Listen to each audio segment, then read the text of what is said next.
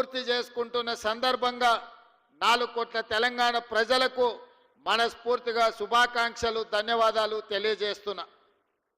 ఇవాళ తెలంగాణ ప్రజలందరూ ఏకోన్ముఖమై శ్రీమతి సోనియా గాంధీ గారి నాయకత్వంలో ఆనాడు సెప్టెంబర్ 17, 2023 నాడు శ్రీమతి సోనియా గాంధీ గారు తెలంగాణ రాష్ట్రానికి ఇచ్చిన 6 గ్యారెంటీలను దృష్టిలో పెట్టుకొని వారు 2004లో కరీంనగర్లో తప్పకుండా 60 సంవత్సరాల తెలంగాణ ప్రజల యొక్క ఆకాంక్షను నెరవేరుస్తాను ఇచ్చిన గ్యారెంటీని వారు అమలు చేసి 10 సంవత్సరాలు పూర్తి చేసుకుంటున్న సందర్భంలో మళ్ళీ తెలంగాణ రాష్ట్రంలో శ్రీమతి సోనియా గాంధీ గారు 6 గ్యారెంటీలను తెలంగాణ ప్రజలకు ఇవ్వడం జరిగింది.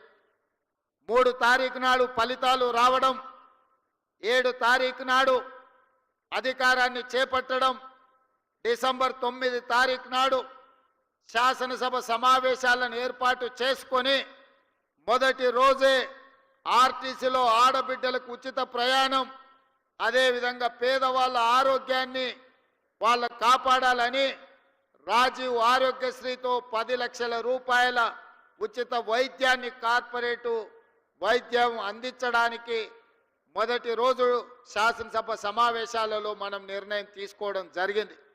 ఈ డిసెంబర్ మొదటి వారం మొత్తం విజయోత్సవాలు, మనం సాధించుకున్న విజయాలను స్మరించుకొని సంవత్సరం పూర్తి చేసుకుంటున్న సందర్భంలో రాబోయే సంవత్సరానికి మనం భవిష్యత్ కార్యాచరణను కూడా ఈరోజు నిర్ణయించుకోవాల్సిన అవసరం ఉన్నది. మిత్రులారా, ఈరోజు ఆలోచన చేయండి. హైదరాబాదు నగరం అంటే తెలంగాణ రాష్ట్రానికే కాదు, ఈ దేశానికి ప్రపంచానికే ఒక ప్రత్యేక గుర్తింపు ఉన్నది. ఇవాళ అమెరికాలో సిలికాన్ వ్యాలీలో ఇంజనీర్లు ఉన్నారు అనంటే, సిలికాన్ వ్యాలీ నడుస్తుంది అనంటే, ఈ హైదరాబాదు నగరం తెలంగాణ రాష్ట్రంలో చదువుకున్న నిరుద్యోగ యువకులు ఇంజనీర్లుగా మారి అమెరికా లాంటి దేశాలను సాంకేతిక నైపుణ్యంతో అభివృద్ధి చేస్తున్నారంటే అందులో ఈ హైదరాబాదు నగరానికి ఒక ప్రత్యేకమైన స్థానం ఉన్నది. ఇదే కాదు, ఆనాడు శ్రీ రాజీవ్ గాంధీ గారు ఈ దేశం యొక్క భవిష్యత్తు మారాలి అనంటే కంప్యూటర్ యుగం రావాలి, 21వ శతాబ్దంలోకి వేగంగా అభివృద్ధి చెందాలి అంటే ఈ దేశం యువతకు కంప్యూటర్ని పరిచయం చెయ్యాలి అని ఈ దేశానికి కంప్యూటర్ని రాజీవ్ గాంధీ గారు పరిచయం చేసింది. వారి నేపథ్యంలోనే ఆనాటి నేదురుమల్లి జనార్దన్ రెడ్డి ఉమ్మడి రాష్ట్ర ముఖ్యమంత్రి గారు మొట్టమొదట హైటెక్ సిటీకి శిలాఫలకం వేస్తే, ఆ తర్వాత వచ్చిన చంద్రబాబు నాయుడు గారు హైటెక్ సిటీని నిర్మించి ఐటీ కంపెనీలను వారు తీసుకురావడం జరిగింది. వారి తర్వాత ముఖ్యమంత్రిగా ప్రభుత్వాన్ని ఏర్పాటు చేసిన డాక్టర్ వైఎస్ రాజశేఖర రెడ్డి గారు ఐటీ కంపెనీలను కొనసాగించడమే కాకుండా ఔటర్ రింగ్ రోడ్డును, అంతర్జాతీయ ఎయిర్పోర్టును, ఫార్మా కంపెనీలను తీసుకొచ్చి అదేవిధంగా హైదరాబాద్ నగరానికి ఆనాడు కీర్తిశేషులు పీజేఆర్ గారు ఎండాకాలం వచ్చిందంటే ఖాళీ కుండల ప్రదర్శన చేసేవాడు. ఈ నగరానికి తాగునీటి సమస్యను శాశ్వతంగా పరిష్కరించాలి అని వారు బతుకున్నంత కాలం పి జనార్దన్ రెడ్డి గారు ఈ నగరంలో పేదల కోసం కొట్లాడి, వారి పోరాట ఫలితం కృష్ణా నుంచి Krishna phase 1, Krishna phase 2, Krishna phase 3 తాగు జలాలను తరలించడమే కాకుండా గోదావరి జలాలని నగరానికి తరలించిన చరిత్ర కాంగ్రెస్ పార్టీ. ఈరోజు ఈ నగర ప్రజలు ఉస్మాన్ సాగర్, హిమాయత్ సాగర్ తాగునీటి జలాశయాలనే కాదు, అవి సరిపోకపోవడంతో కృష్ణానది జలాలను, గోదావరి జలాలను తీసుకొచ్చి కోట్లాది ప్రజలకు ఈరోజు తాగునీటి సమస్యను తీరుస్తున్నాము అంటే ఆనాడు కాంగ్రెస్ పార్టీ ముందు చూపుతోని చేసిన ప్రాజెక్టు. అవే కాదు, ఈరోజు మనం చూస్తున్న ఈ నెక్లెస్ రోడ్డు కానీ, అక్కడున్న ఈ ఫ్లైఓవర్లు కానీ, లేకపోతే ఆ బుద్ధుడు కానీ, లేకపోతే ట్యాంక్ బండ్ మీద కట్టిన గొప్ప మహానుభావుల విగ్రహాలు కానీ, ఆనాడు ఎన్టీ రామారావు గారు, కోట్ల విజయభాస్కర్ రెడ్డి గారు తీసుకున్న నిర్ణయాలు ఈరోజు ఈ నగరం ప్రపంచంతోనే పోటీ పడే విధంగా అభివృద్ధి చెందింది. మరి మిత్రులారా, ఇవాళ గొప్పగా మెట్రో ఉంది మా హైదరాబాద్లో అని చెప్పుకుంటున్నాం. ఈ మెట్రోను హైదరాబాద్కు తీసుకొచ్చింది కేంద్రంలో అర్బన్ డెవలప్మెంట్ మంత్రిగా శ్రీ జైపాల్ రెడ్డి గారు విశేషమైన కృషి చేసి కేంద్ర ప్రభుత్వం నుంచి అనుమతులు ఇవ్వడమే కాకుండా కేంద్ర ప్రభుత్వం వందలాది కోట్ల రూపాయల నిధులు ఇస్తే ఆనాడు డాక్టర్ వైఎస్ రాజశేఖర రెడ్డి గారు ముఖ్యమంత్రిగా ఉండి ఈ నగరానికి మెట్రోను తీసుకొచ్చి ఇవాళ ప్రపంచంతోనే పోటీ పడే విధంగా ఇవాళ అభివృద్ధి చేసినాం. బేగంపేటలో ఉన్న ఎయిర్పోర్టును శంషాబాద్లో అంతర్జాతీయ ప్రమాణాలతో నిర్మించి అంతర్జాతీయ ఎయిర్పోర్టును తేవడం కాబట్టే ఈరోజు ఐటీ కంపెనీలు, ఫార్మా కంపెనీలు, రియల్ ఎస్టేట్ కంపెనీలు మన నగరానికి వచ్చినాయి. అందుకే ఈరోజు ఈ నగరం ఈ తెలంగాణ రాష్ట్రంకి వస్తున్న ఆదాయంలో 65% ఆదాయం రాష్ట్ర ఖజానాకు హైదరాబాదు, రంగారెడ్డి జిల్లాల నుంచే వస్తుంది అనంటే ఆనాటి ముఖ్యమంత్రులు ముందు చూపుతోటి ఈరోజు ఈ కార్యక్రమాలన్నీ చేపట్టింది కాబట్టి ఈ నగరం అభివృద్ధి చెందింది. మరి మిత్రులారా, ఈరోజు మీరు ఆలోచన చేయండి. గతం గొప్పగా ఉంది, గతంలో చేసిన వాళ్ళు బాగా చేసిరు, కానీ ఇది సరిపోదు.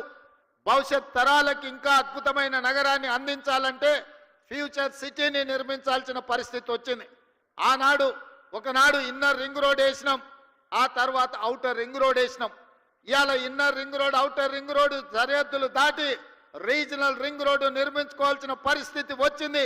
అందుకే ఈనాటి ప్రభుత్వం 360 కిలోమీటర్లతో తెలంగాణ మణిహారంగా రీజనల్ రింగ్ రోడ్డును దాదాపుగా 35,000 కోట్ల రూపాయలు వెచ్చించి కేంద్ర ప్రభుత్వం నుంచి సాధించుకొని రీజనల్ రింగ్ రోడ్డు నిర్మించడానికి ఇవాళ మన ప్రభుత్వం ప్రయత్నం చేస్తుంది. ఆ దిశగా కేంద్ర ప్రభుత్వం మీద ఒత్తిడి తీసుకొస్తున్నాం.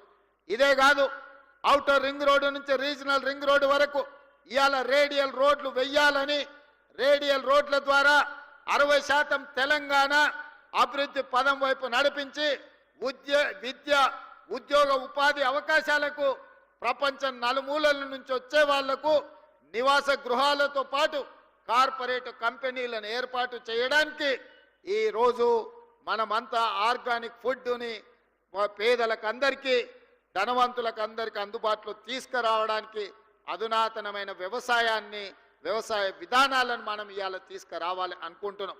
అదేవిధంగా ఇబ్రహీంపట్నం దగ్గర అంతర్జాతీయ స్థాయి కూరగాయల మార్కెట్ను దాదాపుగా 250 ఎకరాలలో అంతర్జాతీయ ప్రమాణాలతోటి వెజిటబుల్ మార్కెట్ కాదు, ఫ్రూట్ మార్కెట్, డైరీ ప్రోడక్ట్స్, అదేవిధంగా పౌల్ట్రీ ప్రోడక్ట్స్, మీట్ ప్రోడక్ట్స్ అన్నిటిని కూడా ఒకే దగ్గర కట్టి రైతులు పండించిన పంట ఈరోజు దాచుకోవడానికి కోల్డ్ స్టోరేజ్ లేవు. వాళ్ళు పండించిన పంట మార్కెట్లో అమ్మడానికి తెచ్చిన పండ్లు ఒకవేళ కొనకపోతే, మురిగిపోతే రోడ్ల మీద పడేసే పరిస్థితి. టమాటాలు లాంటివి తెస్తే 2 రోజుల్లో అమ్మకపోతే అవి పాడైపోయే పరిస్థితి. అందుకే ఈరోజు ఇబ్రహీంపట్నంలో మనము అంతర్జాతీయ ఫ్రూట్ మార్కెట్ను పెట్టడమే కాకుండా ఈరోజు కోల్డ్ స్టోరేజ్లు పెట్టడం ద్వారా రైతులు పండించిన పంటకు రక్షణ కల్పించాలని ఈరోజు మన ప్రభుత్వం ప్రణాళికలు చేస్తుంది. ఔటర్ రింగ్ రోడ్డుకు అనుబంధంగా ఈరోజు ప్రభుత్వం చేపడుతున్న కార్యక్రమాలు అత్యంత గొప్పది, పెద్దది. రేపటి ప్రపంచానికి అద్భుతమైన నగరాన్ని అందించే ఫ్యూచర్ సిటీ ముచ్చెర్ల ప్రాంతంలో ఈరోజు మనము బాగరకుంట ప్రాంతంలో నిర్మించుకుంటున్నాం.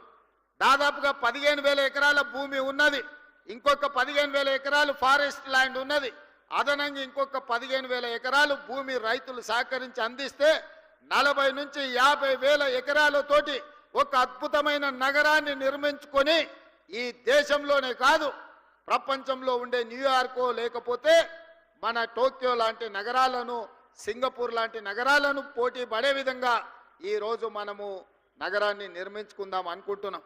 ఆనాడు ఒక ఆయన చెప్పిండు, మీరు అందరు చూసారు, ట్యాంక్ బండు నీళ్లు కొబ్బరి నీళ్ళు అలాగుంటాయి, ఇట్లా ముంచుకొని అట్లా తాగొచ్చు అన్నాడు. నేను ఈడు ఉన్న మిత్రులు అడుగుతున్న, జర్ర అట్లా రోడ్డు దాటితే ట్యాంక్ బండే.